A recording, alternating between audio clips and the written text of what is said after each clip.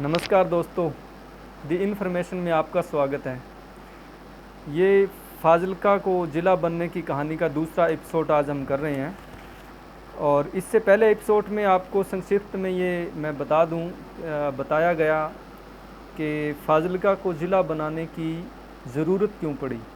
आज हम इस कहानी में ये जानेंगे कि फाजिल्का अस्तित्व में कैसे आया और किस समय फाजिल्का के किस किस हिस्से को काट करके छोटा कर दिया गया और जो वर्तमान स्वरूप जो फाजिल्का का है वो उसकी जो यात्रा है वो कहाँ से शुरू हुई और कहाँ पर आज हम पहुँचे हैं। तो इसके लिए दोस्तों हम करीब 135 साल पहले चलेंगे, 1885 में। ये बताने की ज़रूरत नहीं है कि तब देश में अंग्रेज़ी शासन था और तब के दस्तावेज़ों के अनुसार तब तत्कालीन पंजाब सरकार ने 10 दिसंबर 1885 को एक नोटिफिकेशन किया और फाजिल्का को नगर पालिका का दर्जा दिया गया। इससे पहले ये ग्रामीण क्षेत्र आता होगा दस्तावेज़ों के अनुसार। और तब फाजिल्का की जो सीमाएं हैं वो एक तरफ सिरसा तक थी तो दूसरी तरफ बहावलपुर पाकिस्तान की तरफ जो हिस्सा चला गया आज़ादी के बाद में वहाँ तक लगती। तो ये बहुत बड़ा एक एरिया फाजिल्का के तहत आता था। मैंने कुछ सर्च की है तो उसके आधार पर मैं बता रहा हूँ। इस नोटिफिकेशन से फाजिल्का को एक अलग पहचान तो मिली, लेकिन इसके साथ फाजिल्का के जो अलग अलग क्षेत्र कटने का सिलसिला भी यहीं से शुरू हो गया। ये 1901 तक तो एज इट इज़ रहा फाजिल्का का स्वरूप, लेकिन इसके बाद में इसके हिस्सों को काट करके अलग शहर, अलग तहसीलें, अलग ज़िले बना दिए गए। 1901 के दस्तावेज़ों के अनुसार फाजिल्का के हिस्से में 319 गांव आते थे। तब फाजिल्का, ये जलालाबाद, अबोहर या बलुआना, ये इनका अस्तित्व नहीं था, ये सारा फाजिल्का हुआ करता था। लेकिन 1947 में जब देश का विभाजन हुआ तब सिर्फ पंजाब को नहीं इसकी कीमत चुकानी पड़ी, बल्कि फाजिल्का का भी बहुत हिस्सा पाकिस्तान के हिस्से में चला गया। बताया जाता है कि आज़ादी से पहले जो ये फाजिल्का था इसका 50% जो क्षेत्र था उस पर मुस्लिम कम्युनिटी रहती थी और 50% के करीब जो है वो हिंदू और सिख भाषी लोग रहते थे।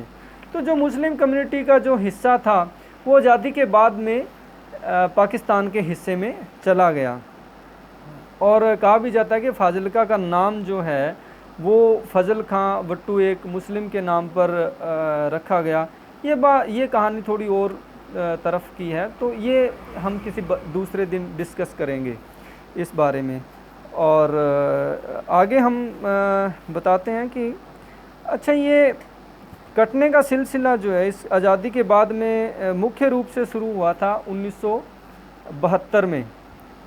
तो तब पंजाब में ज्ञानी जेल सिंह जी की सरकार थी और उन्होंने 7 अगस्त को फरीदकोट को नया ज़िला घोषित कर दिया और इसमें फाजिल्का का एक बहुत बड़ा हिस्सा काट करके फरीदकोट में मिला दिया गया।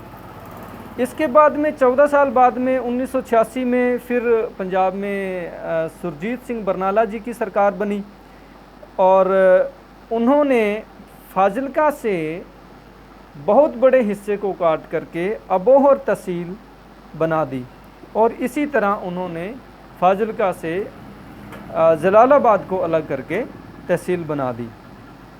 तो इस तरह से फाजिल्का जो है वो मात्र कुछ 100 गांवों का एक कस्बा बन के रह गया।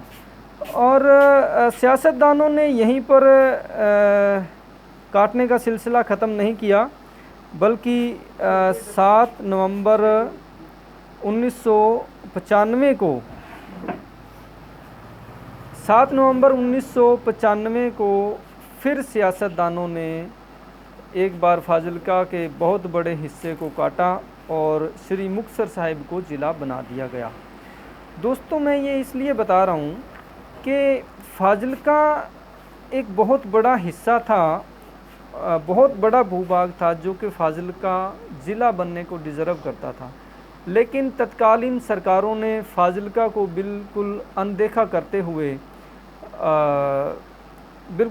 करते हुए दूसरे क्षेत्रों को ज़िला बनाते गए और उनमें से उनकी पूर्ति जो है वो फाजिलका से हिस्सा काट करके की गई। अब हम चलते हैं कि फाजिलका को ज़िला बनाने की मांग जोर कब पकड़ी।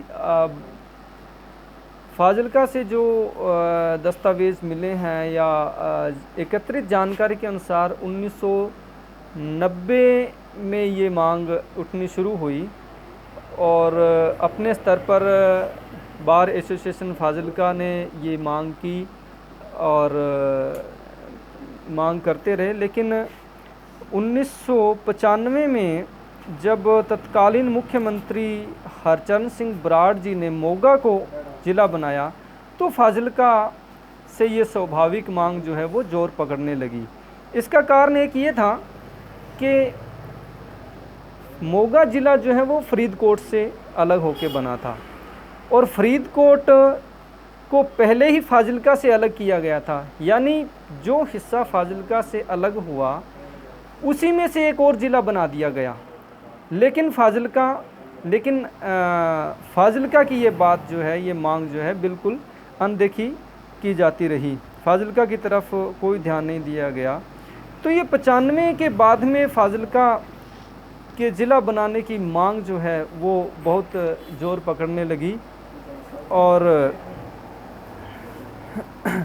इसके पीछे कहीं ना कहीं ये हो सकता है कि फाजिलका का जो राजनीतिक नेतृत्व है उसकी ये बड़ी कमजोरी रही हो, और या ये कह सकते हैं कि फाजिलका की जो नेतृत्व की जो मंशा है या मजबूत इच्छा शक्ति की कमी है, शायद इसलिए फाजिलका इतना लेट ज़िला घोषित किया गया। और एक बात स्पष्ट है कि जब घोषित हुआ तो उसके पीछे बहुत हद तक फाजिलका का जो राजनीतिक नेतृत्व है उसी ने ही ये काम किया। तो किसी भी स्टेट में ज़िले बनाने और तहसील बनानी ये राजनीतिक फ़ैसले होते हैं। तो इसके लिए फाजिलका के जो अब तक के जो सियासतदान रहे ज़िला बनने से पहले तक, शायद उन्होंने इतना बहुत मजबूत इच्छा शक्ति नहीं दिखाई। यही कारण था कि फाजिलका के हिस्से कटते गए और जो उनका बनता हक था वो देर होता गया। इस सिलसिले में कुछ और स्टोरियां भी हैं।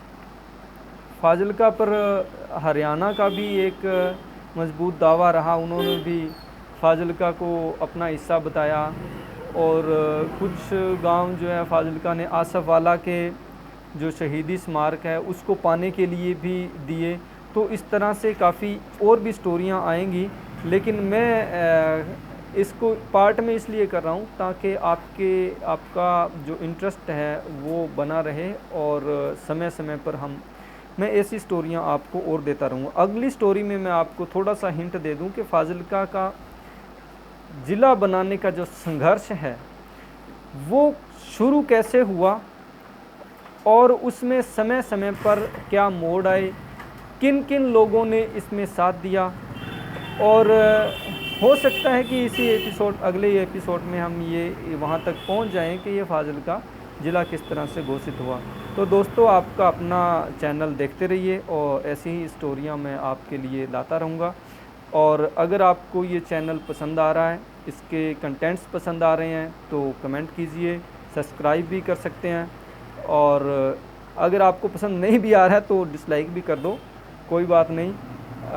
लेकिन मैं चाहूँगा कि आपके कमेंट्स जो हैं वो ज़रूर आएँ, इसमें और क्या इम्प्रूवमेंट कर सकते हैं और आपको इस स्टोरी में क्या कमियां लगी या क्या यूज़फुल जानकारियां मिली हैं, इस बारे में भी प्लीज़ ज़रूर बताएं। नमस्ते।